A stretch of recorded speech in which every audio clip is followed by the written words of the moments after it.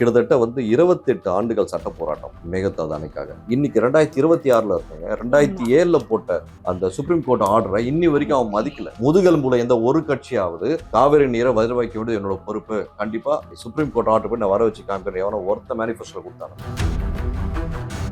இதை வச்சுதான் 1991ல இருந்து 2021 வரைக்கும் அரசியல் பண்ணாங்க திராவிட கட்சி, காங்கிரஸ் கட்சி, பாஜக. அப்படி அரசியல் பண்ணிட்டு இன்னைக்கு நமக்கு உபரி நீரை கொடுத்துட்டு இருக்காங்க. உரிமை நீரை கேட்க வக்கில் இல்லாத சில அரசியல்வாதிகள் நம்ம தமிழ்நாட்டில் இருக்காங்க. தமிழ்நாட்டில் இருக்கக்கூடிய பல்வேறு ஆட்சியர்கள், கிட்டத்தட்ட 400 சொச்சம் ஆட்சியர்கள், கலெக்டர்ஸ் இருக்காங்க தமிழ்நாட்டில். இந்த கலெக்டர்ஸ்லாம் ஒரே ஒரு நாள் உண்ணாவிரத போராட்டம் இருந்தால் போதும். ஏன்னா இவங்களால தான் நிறைய அபத்தங்கள் தமிழ்நாட்டில் நடந்தது. நான் இந்த வார்த்தை சொல்றதுனால அவங்க கேஸ் போடலாம், தயவு செய்து போடுங்க, நான் பார்த்துக்கிறேன், கேஸ் பண்ணிக்கிறேன், பிரச்சனை. திமுக எதிர்வினை ஆற்றுறது ரொம்ப சிறப்பாக செஞ்சவர் அண்ணாமலை. கிட்டத்தட்ட 58 ஆண்டுகளாக யாருமே திமுக எதிர்த்து அவ்வளோ ஸ்ட்ராங்கா ஃபர்மா அடிச்சது கிடையாது. அண்ணாமலை எதிர்த்து அடிச்சார். ஸோ அதிமுக பாஜக தமிழ்நாட்டில் இன்னைக்கு கொஞ்சம் காங்கிரஸ் ஆல்மோஸ்ட் முழுகி போச்சுன்னா நிறைய பதிவு பண்றாங்க. இப்போ பூச்சப்பா தாவேக்கா கூட இருக்காங்க. ஆனா தாவேக்கா ஜாக்கிரதையா இருக்கணும்ன்ற விஜய் அவர்களுக்கு தனிப்பட்ட முறையில் சொல்லணும்னு நினைச்சிருக்கேன். அண்ணாமலை அவர்களுடைய அந்த அரசியல் வருகைன்றது அவ்வளவுக்கு ஸ்ட்ராங்கா இருக்கும் நீங்க நினைக்கிறீங்களா சார்? இன்டர்வியூ ஆரம்பிக்கும் போது நீங்க பாலியல் விஷயத்தை பேஸ் பண்ணி தான் ஆரம்பிச்சீங்க. கடந்த 40 நாள்ல 200 வச்ச கேஸ் சொன்னீங்க. ஸோ இந்த மாதிரி சில விஷயங்கள்லாம் கரெக்டா கேபிட்டலைஸ் பண்ணி ரொம்ப மக்கள் கிட்ட யதார்த்தமா கொண்டு போய் சேர்க்கக்கூடியதுல வல்லமை பெற்றவர் யாரு? அண்ணாமலை. இதே உதயநிதிக்கு அந்த பேசுறமே இல்லையான்னு கூட சத்தியமா கிடையாது.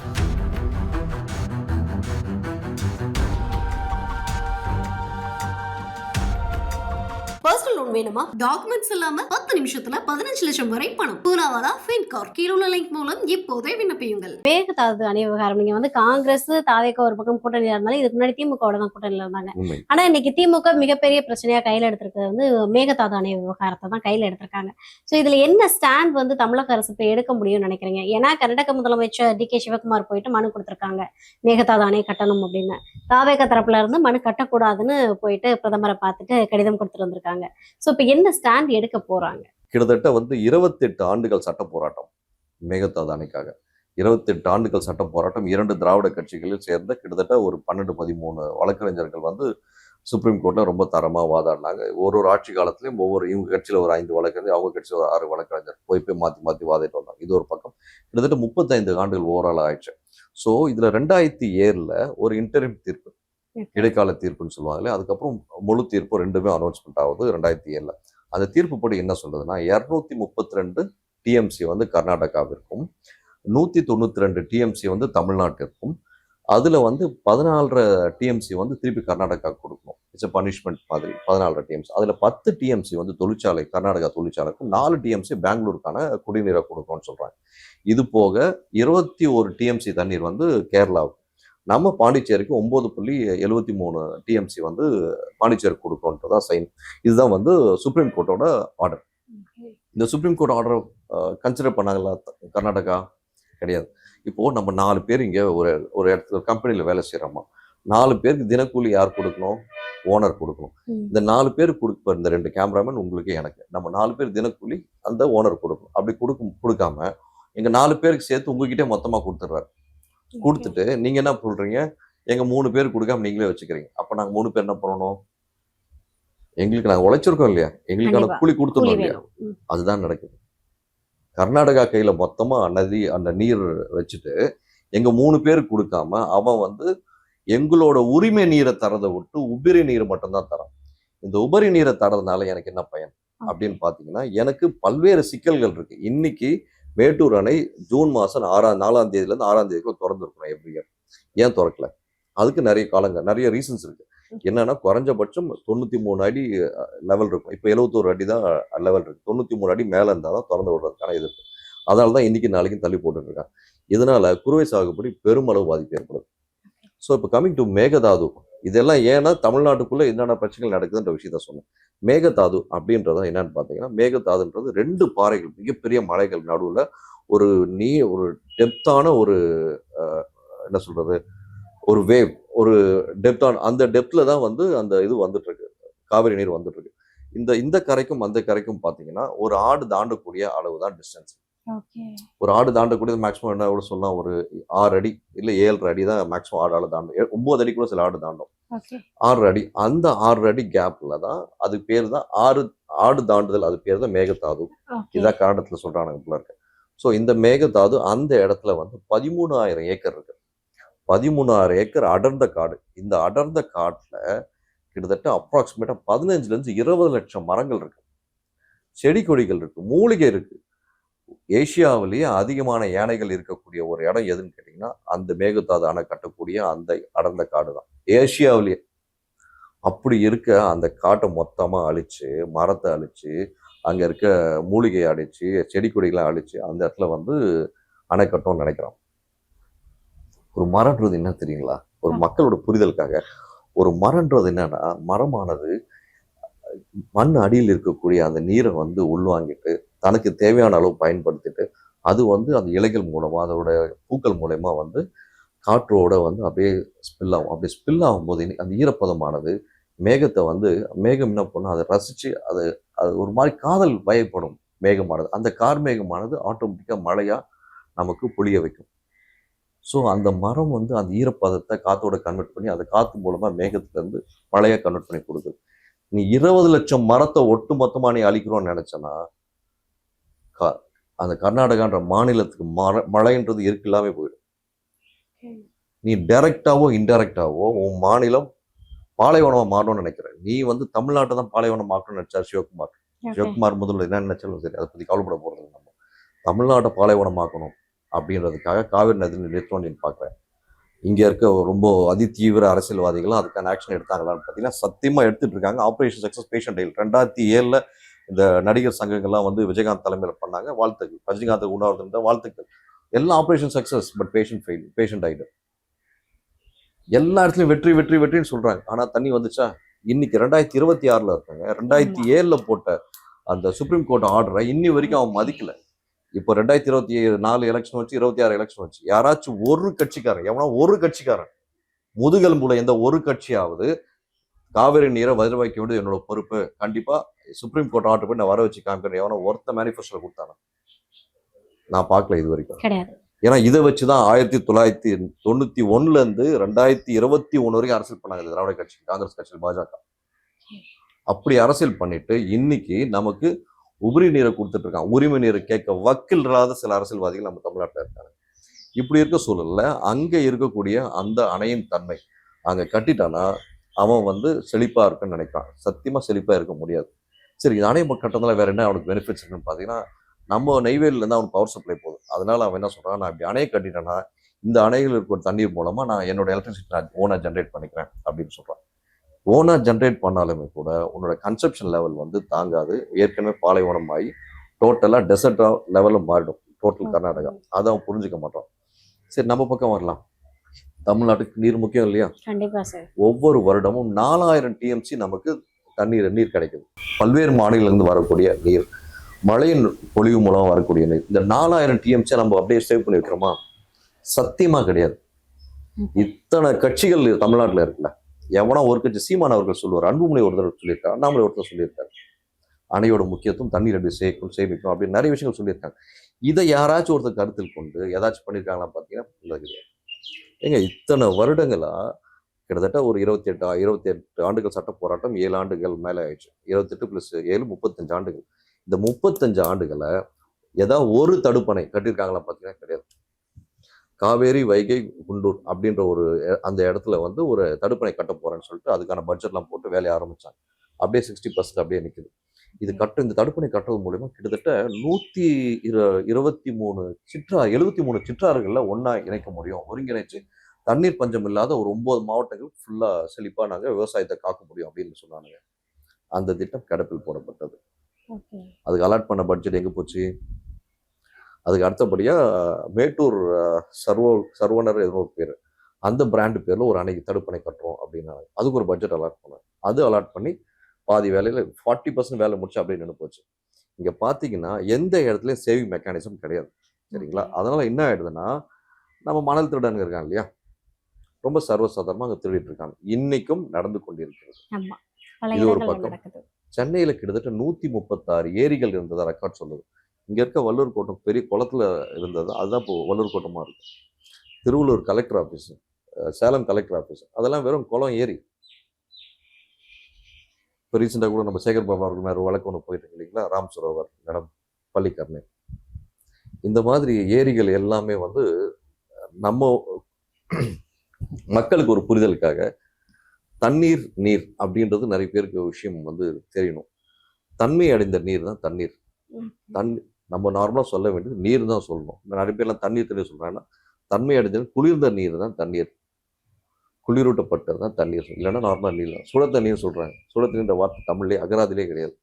சுடுநீர் அல்லது வெந்நீர் எப்படி தான் சொல்லணும். சுடு தண்ணி போடுமா குளிக்கணும், சுடு தண்ணி போடுமா குளிக்க அப்படின்னு சொல்லுவோம். கிடையாது, தமிழில் அந்த வார்த்தையே கிடையாது. சுடுநீர் அல்லது வெந்நீர் தான் முறையான சொல். நீர் என்பது நீருக்கான ஒரு சொல். தன்மை அடைந்த நீர் தண்ணீர். எல்லாருமே தொட்டு தமிழில் டோட்டலாக மறந்துட்டு தண்ணி வரலப்பா நீர் வரவில்லை. அதுதான் வந்து எக்ஸாக்டான விஷயம். ஸோ இந்த மாதிரி சில விஷயங்கள்லாம் வந்து இந்த மாதிரி காணொலி மூலியமா மக்களுக்கு கொஞ்சம் விழிப்புணர்வு கொண்டு வரணும். மேகதாது விஷயம் நீங்க கேள்வி கேட்டதால் சொல்றேன். இன்னைக்கு நம்ம முழிச்சுக்கலன்னா நாளைக்கு தமிழ்நாடு பாலைவனம். ஏன் இவ்வளவு ஸ்ட்ராங்கான வார்த்தையை பதிவு பண்றேன்னா, அவன் அங்க மேகதாது அணை கட்டிட்டா தமிழ்நாட்டுக்கு தனி பஞ்சம் நீர் பஞ்சம் கண்டிப்பா வரும். இதுக்கு தடுக்கிறது வாய்ப்புகள் இருக்கு. நம்ம எல்லா விஷயத்திலும் வந்தாரை வாழ வைக்கும் தமிழகங்க எதுன்னு விட நம்ம பண்ண முடியும். மழைநீர் சேகரிப்பு விஷயங்கள், அந்த குட்டையாகட்டும், ஏரி குளங்களாகட்டும், இதெல்லாம் முறையா தூர்வாரி இனிமேலாவது இந்த தாவைக்கு அரசாவது தயவு செய்து அதுக்கான விழிப்புணர்வு கொண்டு வரணும். இன்னொரு விஷயம், இது உடனடியாக ஸ்டாப் பண்ண முடியுமா அப்படின்னு சொல்லி கேட்டாங்க. ஸ்டாப் பண்ண முடியாது, கண்டிப்பாக கட்டியே தீர்வான்றது சிவகுமார் சாரோட ஸ்டேட்மெண்ட், சிஎம் சார். தமிழ்நாட்டில் இருக்கக்கூடிய பல்வேறு ஆட்சியர்கள், கிட்டத்தட்ட 400 சொச்சம் ஆட்சியர்கள், கலெக்டர்ஸ் இருக்காங்க தமிழ்நாட்டில். இந்த கலெக்டர்ஸ்லாம் ஒரே ஒரு நாள் உண்ணாவிரத போராட்டம் இருந்தால் போதும். ஏன்னா இவங்களால தான் நிறைய அபத்தங்கள் தமிழ்நாட்டில் நடந்திருக்கு. நான் இந்த வார்த்தை சொல்றதுனால அவங்க கேஸ் போடலாம், தயவு செய்து போடுங்க, நான் பார்த்துக்கிறேன், ஃபேஸ் பண்ணிக்கிறேன், பிரச்சனை இல்லை. ஏன்னா ஒவ்வொரு சொன்ன இல்லைங்களா, இவ்வளோ தடுப்பணை, அந்த அணை, இந்த அணை, இவ்வளோ ஸ்கீம்ஸ், இந்த வாரியம் எல்லாத்துக்கும் கலெக்டர்ஸ் கண்ட்ரோலில் தானே இருக்கு. டைரக்டா எந்த அரசியல்வாதி கண்ட்ரோல் இல்லை. இந்த வாரியம் ஆகட்டும், மானியம் ஆகட்டும், அதுக்கப்புறம் பல்வேறு அடைகள் ஆகட்டும், எல்லாமே கலெக்டரோட கண்ட்ரோலில் இருக்கு. அப்படி இருக்கும் தருவாயில் ஸோ அந்த கலெக்டர்ஸ்லாம் எதுக்கு கரெக்டான வெள்ளை அறிக்கை கொடுக்கும், இது முறைப்படி நடந்ததா நடக்கலையா, இதுக்கு எவ்வளோ ஃபண்ட் அலாட் ஆச்சு, அந்த ஃபண்டு என்ன ஆச்சு அப்படின்ற விஷயங்கள்லாம் ஒரு அறிக்கையாக கொடுத்து கொண்டு வரணும். அதுபோக இந்த மேகதாது அணை கட்டினால் இவ்வளோ தூரம் பாதிப்பு எங்களுக்கு வரும்ன்றதை நாங்கள் அண்டர்ஸ்டாண்ட் பண்ணுறோம்னு சொல்லிட்டு வெள்ளை அறிக்கை குடியரசுத் தலைவருக்கு தனிப்பட்ட முறையில் அனுப்பிவிட்டு தமிழகம் முழுக்கும் ஒரே ஒரு நாள் உண்ணாவிரத போராட்டம் உலக அளவில் பேசும் பொருளாக இருக்கும். எப்படி ஜல்லிக்கட்டு போராட்டம் உலகத்தையே திருப்பி பார்க்க வச்சதோ அதே மாதிரி ஒரு நாள் கலெக்டரோட போராட்டம் தமிழ்நாட்டில் நடந்ததுன்னா உலகமே பார்க்கும். கண்டிப்பாக மேகதாது அணையை பற்றி அவன் கடகால் கூட போட முடியாது. அதையும் மீறி கட்டினார்னா கண்டிப்பாக நாங்களும் சும்மா விட மாட்டோம். நாங்களும் வந்து பல்வேறு கட்சிகள் தொடர்பு கொண்டு அவர்கள் மூலமாக இதுக்கு என்ன மாதிரி நடவடிக்கை எடுக்கணும் கண்டிப்பாக எடுக்கும். கண்டிப்பா சார். ஸோ இப்போ திமுக வந்து தொடர்ந்து வாரிசு அரசியல் எடுத்துச்சு அப்படின்றத வந்து யாரும் மறுக்கிறதுக்கு இல்லை. ஆனா இன்னைக்கு அதிமுகவும் அதே ஸ்டாண்ட் எடுக்கிறதுக்கு நோக்கி போயிட்டு இருக்காங்களோ அப்படின்ற ஒரு பெரிய பார்வை இருக்குது. ஏன்னா மிதுன் அவர்கள் வந்து இதுக்கு முன்னாடி வந்து அதிமுகவோட பவரா இருந்தாரு அப்படின்னு சொல்லப்படுது. பின்னாடி இருந்து நிறைய வேலைகள் பார்த்தாருன்னு. ஆனா இப்ப ஸ்ட்ரெயிட்டாவே கட்சிக்குள்ள கொண்டு வரதுக்கான வேலைகள் நடந்துகிட்டு இருக்கு அப்படின்னு பேசப்படுதே சார். நான் முதல்ல சொன்ன மாதிரி இந்த 2026 தேர்தலுக்கு அப்புறம் அதிமுக என்பது கூகுள் தேடப்படும் கட்சியாக மாறிவிட்டது. கூகுள் லென்ஸில் தேவைப்படுது. ஏன்னா அந்த லெவலில் இப்போ ஒன்று அந்த கட்சியில் இருந்த முன்னாள் அமைச்சர்களாகட்டும், எம்பிகள் ஆகட்டும், சில சட்டமன்ற உறுப்பினர்களாகட்டும், சிட்டிங் சட்டமன்ற உறுப்பினர் ரிசைன் பண்ணிட்டு போறான். அந்த மாதிரி நிலைமையில இருக்கு. ஏனென்றால் தலைமை மீது அவ்வளோ அதிருப்தி. இன்ஃபேக்ட் தேர்தல் முன்னாடி வரைக்கும் நான் எடப்பாடியார் விஷயங்கள் நிறைய பாசிட்டிவ் விஷயங்கள் கண்டுபிடிச்சு நான் பேசியிருந்தேன். நான் இல்லைன்னு சொல்லவே இல்லை. என்னோட நிலைப்பாடு ரொம்ப தெளிவாக இருந்தேன். ஏன்னா திமுக மேலே அவ்வளோ அதிருப்தி இருக்கும்போது அதிமுக ஒரு நல்ல வெற்றியாக்கள் இருக்குன்ற விஷயத்தை நான் ரொம்ப ஸ்ட்ரைட்டாக ஃபோக்கஸ் பண்ணி சொல்லியிருந்தேன். ஆனால் அவர் வந்து அந்த ஒருங்கிணைத்த அதிமுக உருவாக்காததால தான் அதிமுக இன்னைக்கு கபலீகரம் செய்யப்பட்ட அந்த வார்த்தை தான் சொல்லக்கூடாது, பட் அப்படிதான் இருக்கு அதிமுகவோட நிலைமை. ஆனால் இந்த இப்போ இருக்க சூழல் நீங்க சொன்ன மாதிரி மிதுன் அவர்கள் வந்து 2023 தலை தூக்க ஆரம்பிச்சிட்டாரு. அது யாருக்கும் வெளியே தெரியாம இருந்தது. சோஷியல் மீடியா கண்ட்ரோல்லாம் அவர் பக்கம் தான் இருந்தது. அது போக funds discussion and funds transactions எல்லாமே வந்து 2023 மிதுன் அவர்கள் செஞ்சு கொண்டிருந்தார். அதை யாரும் பெருசா கண்டுக்கவே இல்லை. ஏனென்றால் திமுகவுக்கு தலைமையாகட்டும் அதிமுக தலைமை 2 பேரும் நல்ல அண்டர்ஸ்டாண்டிங். இப்போ ரீசெண்டா கூட ஆமா அந்த விஷயங்கள் எல்லாமே ஊரே சந்திச்சிருச்சு இல்லைங்களா. ஸோ இதெல்லாம் இடன் ஃபேக்ட். இப்படி இருக்கும் சூழல்ல வாரிசு அரசியலை பத்தி வெளிப்படையா வெளியே பேசுவாங்க. ஆனால் இப்போ வெளிச்சத்துக்கு வந்ததுனால மிதுன் அவர்கள் கொஞ்சம் அடக்கி வாசிக்கான சான்சஸ் நிறைய இருக்குன்னு நினைக்கிறேன். இல்ல ஒரு பக்கம் வந்து விஜய் அவர்கள், இன்னொரு பக்கம் உதயநிதி அவர்கள். ஸோ ஓகே, அப்ப நம்ம ஏடிஎம்கேல மிதுனை கொண்டு வந்தா என்ன அப்படின்ற ஒரு மனநிலைக்கு வந்திருப்பாங்களா? ஒரு மாதிரி யங்ஸ்டர்ஸ்ன்னு சொல்ல முடியாது, பட் இளைஞர்களை கவர்றதுக்கு இவங்க இருந்தாங்கன்னா நல்லா இருக்கும், அதிமுக மறுபடியும் புதுப்பிச்சு கொண்டு வர முடியும்ன்ற ஒரு மென்டாலிட்டியில மிதுன் அவர்களை களமிறக்கலாம்ல.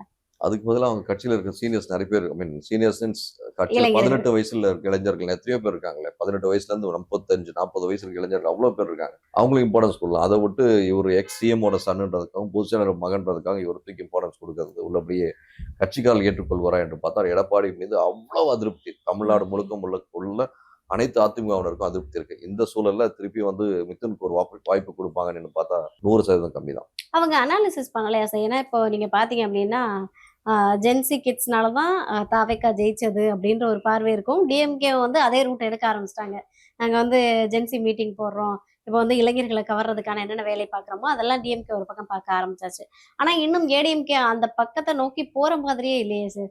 அவங்க வந்து செல்ஃப் அனாலிசிஸே பண்றதுக்கு ரெடியா இல்லையா? நம்ம ஏன் தோத்தோம், இதுக்கு முன்னாடி எதனால வந்து இவ்வளவு பெரிய ஏடிஎம்கே அப்படின்ற கட்சி இன்னைக்கு வந்து ஃபுல்லும் கரைஞ்சிட்டு வருது. முக்கியமான பல தொண்டர்கள் நிர்வாகிகள் எல்லாருமே தாவேக்க பக்கம் போயிட்டு இருக்காங்க. அப்படின்றப்ப இன்னும் வரும் காலங்கள்ல அதிமுக இருக்குமா இருக்காதான்றதே பெரிய கேள்வியா இருக்கு. இன்னும் செல்ஃப் அனாலிசிஸ் பண்ணாம இருக்காங்களான்றது தானே பெரிய பார்வையா இருக்கு. கரெக்ட் மேடம், உங்களோட வியூ கரெக்ட். போன ம். வாரம் வந்து வியாழக்கிழமையும் புதன்கிழமையும் நடக்கு எடப்பாடியார் அவர்கள் ஒரு இடத்துல பேசியிருக்காரு. அதுல வந்து பாத்தீங்கன்னா நம்ம வந்து இந்த ரீல்ஸ் கலாச்சாரத்தால் தான் நம்ம தோத்துட்டோம், நம்ம அந்த விஷயத்துல வந்து கான்சன்ட்ரேட் பண்ணாம விட்டோம், அது நம்மளோட தவறு அப்படின்ற வார்த்தையை முதல் முறையா பதிவு பண்றாரு. அந்த சோஷியல் மீடியால நம்மளோட டீம் வந்து ஆக்டிவா பார்ட்டிசிபேட் பண்ணாம விட்டுட்டாங்க. இப்போ சோஷியல் மீடியா யார் கண்ட்ரோல்ல இருந்து நான் சொன்னேன் உங்களுக்கு, ஆமா, மித்தன் மிதுன் அவர்கள். அவர்கள். அப்போ மிதுன் அவர்கள் மேல தானே பிளேம் பண்ணி ஆகணும். ம். அதை விடுத்து 19 வந்து இந்த விஷயம் நம்ம கான்சன்ட்ரேட் பண்ணாம விட்டுட்டோம் அப்படின்ற விஷயத்த பதிவு பண்றாரு. அண்ட் இப்போ ரீசெண்ட் டேஸா நீங்க சொன்ன மாதிரி பல்வேறு அமைச்சர்களாகட்டும் எம்எல்ஏக்கள் எல்லாம் போறாங்கன்னா ஏன் காரணம், என்ன காரணம், முக்கிய காரணம்னா தான் சம்பாரிச்சு வச்ச பணத்தை சேவ் பண்ணி ஆகணும், காப்பாத்தி ஆகணும். இப்போ ஓகே. வந்து நான் வெளிப்படையா இல்ல, கண் கூட காது பட நிறைய நண்பர்கள் மூலமா கேட்டப்பட்டது, திரு எடப்பாடியார் அவர்கள் நிறைய பேர்கிட்ட சீட்டுக்கு பணம் வாங்கிட்டு இது பண்ணதா சொல்லி நம்ம நியூமர் ரோஸ் கூட 300 கோடி வாங்கினது அதெல்லாம் தெரியல. ஏதாவது ஊடகம் மூலமா நிறைய விஷயங்கள் கேள்விப்பட்டிருக்கேன். கேள்விப்பட்டிருக்கோம். ஆமா. அது உண்மைத்தன்மை என்றால் அவர் தான் விளக்கணும். ம். அப்படி இருக்கும் சூழல்ல எல்லாம் பணநாயகத்தை நோக்கி ஓடிட்டு கொண்டு இருக்கும்போது மக்களுக்கு ஜனநாயக அடிப்படையில் பணிபுரிய வேண்டும், சேவை செய்ய வேண்டும் என்ற எண்ணம் வந்து மலிந்து விட்டது என்றுதான் சொல்ல வேண்டும். அதிமுக இனி வரும் காலங்களில் நீங்க சொன்ன மாதிரி இந்த ஜென்சி ஃபோக்கஸ் அப்படி இப்படி இவங்க என்னதான் வந்து பண்ணாலுமே கூட, சோஷியல் மீடியா ஃபோக்கஸ் பண்ணாலுமே கூட ஒரு எழுச்சி ஏற்படுமா அப்படின்னு பார்த்தீங்கன்னா, நீங்க கடந்த 2019 இருந்து நீங்க தேர்தலோட ரிசல்ட் எடுத்து பார்க்கணும். 2019 தோல்வி, 21 தோல்வி, 24, 23 வந்து இது நடந்தது, 22 உள்ளாட்சி நடந்தது, அதுலயும் தோல்வி. 2019, 21, 23, 24, 26 இதோட தொடர்ச்சியா 6 தோல்வி. ஸோ இப்போ வந்து அவங்களோட பர்சன்டேஜ் லெவல் எவ்வளோ இருக்குன்னு நம்ம எல்லாருக்கும் கண் கூட பார்த்தாச்சு 2026. இனி வரும் காலங்களில் இவங்களுக்கு எழுச்சி ஏற்படுமா அப்படின்னு பார்த்தா அதுக்குள்ள இன்னொருத்தர் வந்துட்டார் இல்லையா, இந்த திரு அண்ணாமலை அவர்கள். ஆமா. ஸோ இனி இந்த ட்ரையாங்குலர் ஃபைட் தான் இருக்கும். ஒன்று விஜய், இரண்டாவது உதயநிதி, மூன்றாவது அண்ணாமலை. இந்த ட்ரையாங்குலர் ஃபைட்டை நோக்கி தான் ஓடுமே தவிர நகர்கள் இப்போ அண்ணாமலை இன்னும் ஃபுல் சார்ஜ் எடுக்கல. செப்டம்பர்ல கட்சி அனௌன்ஸ் பண்ணி சார்ஜ் எடுக்க ஆரம்பிச்சாருன்னா நம்ம அண்ணாமலை பற்றி ஆல்ரெடி தெரிஞ்சிருக்கும். விஜய் வர்றதுக்கு முன்னாடி டிஎம்கே ஃபைல் 1 ஃபைல் 2 விட்டதுனால தான் அண்ணாமலை கடைக்கால் போட்டாரு, அதுக்கு மேல பில்டிங் எழுப்பினது விஜய் அப்படின்ற விஷயத்தை நான் பதிவு பண்ணியிருக்கேன். ஸோ அந்த அவர் கரெக்டா அண்ணாமலைக்கு அதுக்கான பிளாட்ஃபார்ம் கொடுத்துருந்தாங்கன்னா அவர் கொஞ்சம் நல்லா குரோ ஆயிருக்கும். பட் அதுக்குள்ள அவர் கட்சியில தலைமையில தூக்கிட்டாங்க. அப்போ அந்த விஷயத்த கரெக்டா கையில் எடுத்து திமுக வந்து எதிர்வினை ஆற்றுறது வந்து ரொம்ப சிறப்பா செஞ்சவர் அண்ணாமலை. கிட்டத்தட்ட 59, 58 ஆண்டுகளா யாருமே வந்து திமுக எதிர்த்து அவ்வளவு ஸ்ட்ராங்கா ஃபர்மா அடிச்சது கிடையாது. அண்ணாமலை எதிர்த்து அடிச்சார். நான் படிச்சவன்றது நம்ம விஷயத்த பதிவு பண்ணோம். ஆனால் சில பல ரீசனால அவரை தூக்குறாங்க, கொள்றாங்க. இப்போ திருப்பி வந்து அவர் செப்டம்பர்ல இன்வால்வ் ஆகினார்னா அந்த ட்ரையாங்கிள் ஃபேஸ் ஆஃப் பாலிடிக்ஸ்ன்றது வரும். ஸோ அதிமுக, பாஜக தமிழ்நாட்டில் இனி கொஞ்சம், காங்கிரஸ் ஆல்மோஸ்ட் முழுகி போச்சுன்னா நிறைய இடத்துல பதிவு பண்ணிட்டாங்க. இப்போ பூச்சப்பா தாவேக்கா கூட இருக்காங்க. ஆனா தாவேக்கா ஜாக்கிரதையா இருக்கணும்ன்ற விஜய் அவர்களுக்கு தனிப்பட்ட முறையில் சொல்லணும்னு நினைச்சிருந்தேன். ஓகே. இப்போ அண்ணாமலை அவர்களுடைய அந்த அரசியல் வருகைன்றது அவ்வளவுக்கு ஸ்ட்ராங்கா இருக்கும் நீங்க நினைக்கிறீங்களா சார்? ஏன்னா வந்து இன்னைக்கு சிஎம்மா இருக்கக்கூடிய விஜய் அவர்களுடைய அந்த ஃபேஸ் வேல்யூ, ஸோ அவங்க இன்னைக்கு இருக்கக்கூடிய அந்த ஸ்ட்ராங் பீப்புள்ஸ் வந்து எல்லாருமே அக்செப்ட் பண்ணிக்கிட்டாங்க. இதுக்கு முன்னாடி வந்து 108 வருமா அப்படின்றது பெரிய கேள்வியா இருந்தது. 108 வந்தது. ஆட்சி அமைப்பாரா அப்படின்றது பெரிய கேள்வியா இருந்தது. ஆட்சி அமைச்சிட்டாங்க. ஸோ இன்னுமே சொல்லிட்டு இருக்காங்க அதிமுகவும் திமுகவும் இந்த தாவேக்கா ஆட்சி நிலைக்காது, 3 மாதங்கள்ல வந்து வீழ்ந்துரும் அப்படின்னு.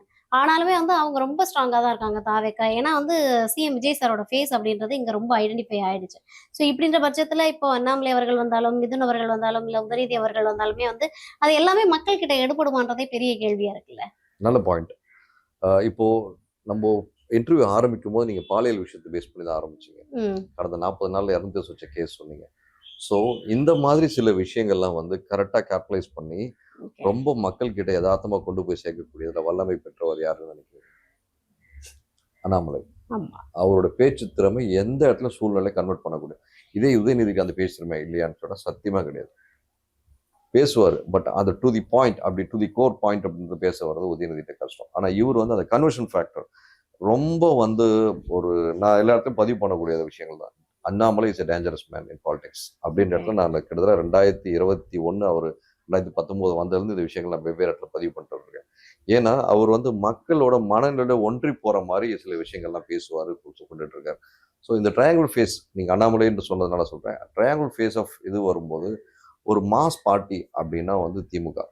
இப்போதைக்கு உச்சத்தில் இருக்கிறது விஜய், அதில் மாற்றுக்கிறது இல்லை. கரிஷ்மாட்டிக் ஜெயலலிதா அம்மாவோட கரிஷ்மாட்டிக் ஒரு பர்சன் சத்தியமாக உலகத்தில் யாருமே கிடையாது. நான் பார்த்த அரசியல் இந்த 30 ஆண்டு கால பத்திரிகை இதில் வந்து ஜெயலலிதா அம்மா மாதிரி ஒரு பர்சன் யாரும் பார்க்க முடியாது. இரண்டாவதா கலைஞர் அவர்கள். ஃபர்ஸ்ட் கலைஞர் தான், இல்லைன்னு சொல்ல. பட் அந்த லெவல் வச்சு பார்க்கும்போது கரிஷ்மாட்டிக் லுக்கில் கலைஞர் இருக்கும்போதே கிட்டத்தட்ட 16 ஆண்டுகள் வந்து ஜெயலலிதா அம்மா சிஎம்மா இருந்திருக்காங்க. அப்படின்னு போது சீனியர் கலைஞர் அவ்வளோ அவர் இருக்கும்போது நம்ம இருந்திருக்காங்க போது அந்த கரிஷ்மாட்டிக் ஃபிகர் உள்ளுக்கு ஒருத்தருக்கு போயிட்டே வருது. அப்படி இருக்கும் சூழல்ல இன்னைக்கு விஜய்க்கு இவ்வளோ கரிஷ்மாட்டிக் லுக் இருக்கு. ஒன் ஃபைன் டே இந்த கரிஷ்மாட்டிக் சேஞ்ச் ஏற்பட வாய்ப்பு இருக்கா அப்படின்னு பார்த்தா எஸ் அஃப்கோர்ஸ். அது உதய பக்கம் திரும்புமான்னு பார்த்தா கண்டிப்பா சான்சஸ் கம்மி. ஆனால் அண்ணாமலை பக்கம் திரும்புமான கண்டிப்பா அதுக்கு சேம் ஐடியாலாம் சொல்ல வரல. மேபி 2031 ஒரு குறிப்பிட்ட சில தொகுதி வின் பண்ணி நிற்கலாம், அந்த மாதிரி வருமே தவிர 2029 வரக்கூடிய எலெக்ஷன்ல எம்பி எலெக்ஷன் நின்று ஜெயிச்சுருவாங்கன்னு பார்த்தீங்கன்னா ரொம்ப ரொம்ப கம்மி தான். ஒரு தொகுதி 2 தொகுதி ஜெயிச்சாலே பெரிய விஷயம். பார்க்கலாம் சார், தொடர்ந்து என்ன நடக்குதுன்றது தெரியல. கண்டிப்பா. அந்த சி.வி. சண்முகம் அவர்கள் வந்து நேற்று ஒரு விஷயம் சொல்லியிருந்தாரு, அது ஒரு அநாகரிகமான வார்த்தைன்னு தான் நான் பார்க்குறேன். ஏன்னா வந்து பாமக போட்ட பிச்சை அதிமுகவுக்கு அப்படின்றதெல்லாம் வந்து பொது வெளியில தவிர்க்கக்கூடிய ஒரு வார்த்தை. ஒரு பல முறை அமைச்சராக இருந்திருக்காங்க, பல முறை எம்எல்ஏவா இருந்திருக்காங்க. இந்த மாதிரி வார்த்தைகளை பயன்படுத்துறதுல கவனம் வேண்டாமா? சி.வி. சண்முகம் வந்து ஜெயலலிதா அம்மா பீரியட்ல இருக்கும்போது ஒரு முறை வந்து அநாகரிகமா வார்த்தை யூஸ் பண்ணதால கூப்பிட்டு வச்சு செமையா கண்டிச்சிருக்காங்க. அடியும் முழுந்ததாக நாம் கேள்விப்பட்டுள்ளோம். இது அப்பவே அம்மா அவர்கள் இருந்த காலத்திலேயே. அதுக்கு அடுத்தபடியா அவர் எடப்பாடியார் வந்ததுக்கப்புறம் அவர் எடப்பாடியார்ல யாருமே அவர் ஒரு பொருட்டான மதிச்சதில்லை. அவர் வந்து எப்பயுமே அவர்கிட்ட ஒரு தாந்தோணித்தனம்ன்ற வார்த்தையை தான் சொல்லணும். அந்த தானுக்குள்ள ஒரு சர்வாதிகார போக்குன்றது இருக்கு அவர்கிட்ட. அந்த மிடக்குல வந்து தனக்கு மைக்கு கிடைச்சிட்டா என்ன வேணா பேசக்கூடிய ஒரு பர்சனாக தான் பார்க்க முடியும். ஸோ அவர் வந்து பெரும் இதுவாக நம்ம போய், ஏன்னா திமுகவில் வந்து சிவாஜி ஆகட்டும், அப்போ இருந்த ஆறுமுகம் ஆகட்டும், இவங்கெல்லாம் வந்து ரொம்ப வாய்க்கு வந்ததெல்லாம் பேசுவாங்க. ஸோ அதே மாதிரி இவரை ஒரு பர்சனாக எடுத்துட்டு இல்ல, இப்போ சி.வி. சண்முகம் அவர்களும் விஜயபாஸ்கர் அவர்களும் வந்து அதிமுக விட்டு வெளியில போயிட்டு தாவேக்கல் ஐக்கியமாகணும் அப்படின்ற ஒரு மைண்ட் செட்ல இருக்காங்களோன்னு தொடர்ந்து கட்சியில உள்ளவங்களே பேசிட்டு இருக்காங்க, அதிமுக உள்ளவங்க. அவர் அங்க ப்ராமிஸ் பண்ணிட்டு வந்திருப்பார் போல இருக்கு திமுக கிட்ட, சாரி தாவேக்கா கிட்ட. அதனால நான் கண்டிப்பா இவங்க எல்லாரும் கூட்டிட்டு வரேன்னு சொல்லிட்டு. ஆனா விஜயபாஸ்கர் சீக்ரெட்டா மே மாசம் கடைசி வாரங்கள்ல உட்காந்து டிஎம்கே பேசினார். அது மட்டும் நமக்கு கான்கிரீட்டா நம்ம சொல்ல முடியாது. இல்லைன்னு சொன்னா டிஃபரெண்ட். ஆமா டிஎம்கேவோட பேச்சுவார்த்தை நடத்தினாரு. பேச்சுவார்த்தை நடத்தி டிஎம்கேவோட அலைன்ஸ் ஃபர்ஸ்ட் வீக் ஆஃப் ஜூன்ல ஜாயின் பண்ண பிளான் பண்ணார். அவரோட டீம் சார்பா ஒரு 2000 பேர் தலைமையில போய் 2000 பேர் எங்க இல்ல அப்படி இல்லை, எல்லாரும் வந்து தன்னோட சொத்தை பாதுகாத்தாகணும். அப்படின்னு வரும்போது இப்போதைக்கு இருக்க சூழலுக்கு தாவேக்காக்கு திராவிட கட்சி சித்தாந்தம் விட்டு போகக்கூடாதுன்றதுக்காக இப்போ டிஎம்கேல போய் ஐக்கியம் ஆயிட்டா தன்னோட சொத்தை கொஞ்சம் பாதுகாத்த முடியும். அட் த சேம் டைம் கொஞ்சம் சப்போஸ் பை சான்ஸ் ஃபியூச்சர்ல டிஎம்கே ஆட்சிக்கு வந்ததுன்னா அப்போ நம்ம ஒரு பொசிஷன்ல உட்காரலாம் அப்படின்றதுக்காக இப்போ அந்த நகர்வுகள். இதே தாவேக்கா போட்டா ரொம்ப சேஃப். ஆனா எல்லாருமே தாவேக்கா பக்கம் போறாங்கடா. இவரோட எதிர்ப்பாளர்கள் நிறைய பேர் வந்து தாவேக்கா பக்கம் போயிட்டாங்க. யாரு நம்ம சி விஜயபாஸ்கர் எதிர்ப்பாளர்கள். அதனால இவருக்கு அங்க போக கொஞ்சம் ஐயப்பாடு. அதால வேற எதுவும் இல்லை. கண்டிப்பா சார். இன்னும் என்னென்ன மாதிரியான நிகழ்வுகள் நடக்க போகுதுன்னு தெரியல. ஸோ மீண்டும் ஒரு நேர்காணல் உங்களை சந்திச்சு நிறைய விஷயங்களை கேட்டு தெரிஞ்சுக்கிறேன். நன்றி சார். வணக்கம். பர்சனல் லோன் வேணுமா? டாக்குமெண்ட்ஸ் இல்லாம 10 நிமிஷத்துல 15 லட்சம் வரை பணம். பூனாவாலா ஃபின்கார். கீழே உள்ள லிங்க் மூலம் இப்போதே விண்ணப்பியுங்கள்.